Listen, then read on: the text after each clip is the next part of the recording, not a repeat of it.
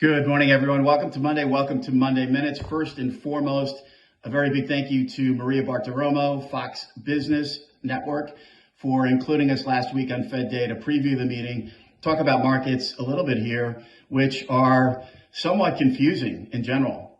I mean, everything has moved so much. We've repriced a little bit with the repricing of the interest rate expectations.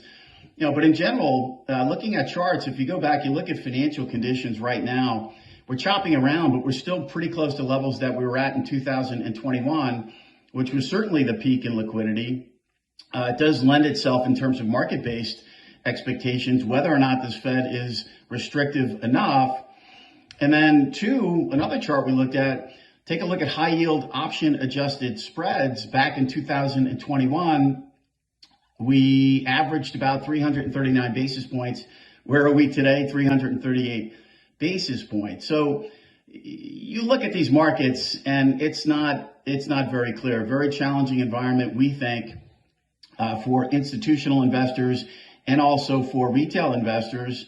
If you listen to one of the greatest, if not the greatest, Warren Buffett, holding the biggest percentage of cash in his portfolio ever, and that's the beauty of this higher rate structure too. We've normalized, and investors now, for the first time in a long time, institutional and retail, have options. Whether you want to park your money in 2-year yields, whether you want to put your money a little bit further in the curve, look at the T-bill curve, or look at coupon issues 1 year and under, you have options right now if you're looking at conditions and risk assets the way we are.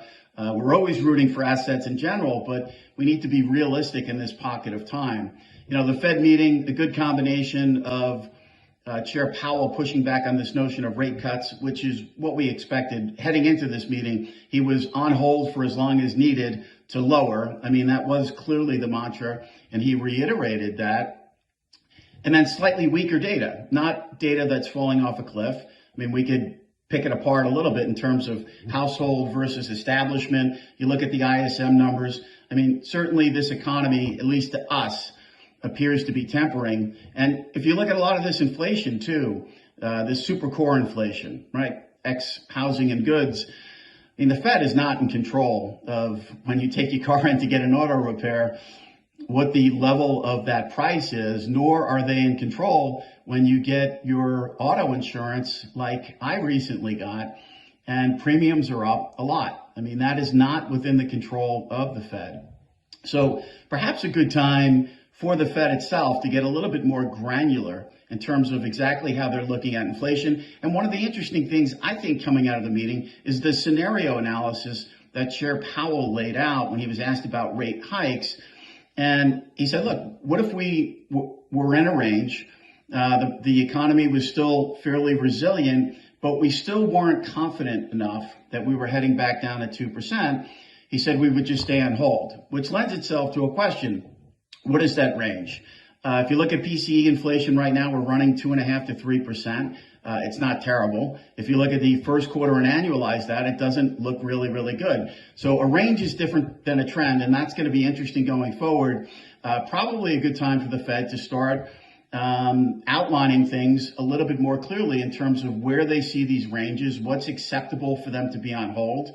I think they're going to shy away from a dialogue about tightening, but let's be clear, in the months ahead, the markets are still going to be volatile, very sensitive to the data, employment, and on the inflation side. But with regard to inflation, what if we start trending to 3% and through 3% and up to 3.5%? A trend is different than a range, and these things will be extremely important to markets moving forward.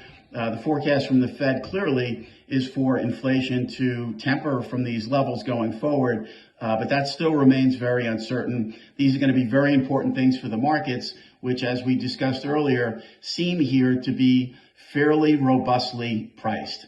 On the ground this week, U.S. Treasury supply in focus, also corporate supply. And speaking to our head of U.S. credit, Stephen Haas, who joined me for my Fed preview last week, certainly expecting a pretty decent calendar year in this window of time as we got through the Fed, we got through the employment data and CPI next week.